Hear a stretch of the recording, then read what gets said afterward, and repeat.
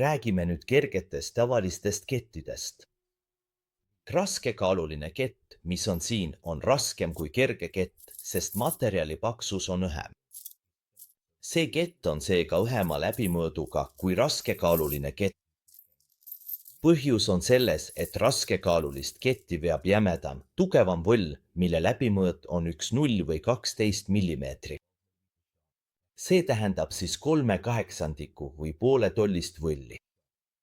Aga kerged ketid on mõeldud pigem 6 või 8 millimeetrise võlli jaoks, mis on kas veerand tolli või siis 5 jagatud 16 tolli.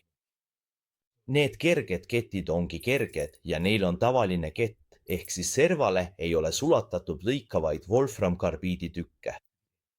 Ja neid kasutatakse peamiselt katlakivi eemaldamiseks või torude puhastamiseks, ummistuste eemaldamiseks peltide torude seest, sest need wolframkarbiidi tükid on mõeldud kasutamiseks metall- või savitorudes.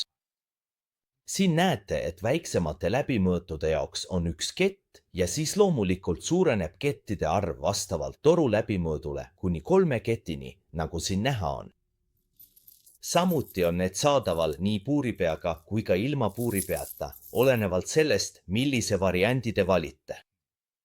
Aga nagu öeldud, kasutatakse neid kette peamiselt ummistuste eemaldamiseks peltitorudes. Miniversioon on omamoodi hübriid ümmarguse keti ja tavalise keti vahel.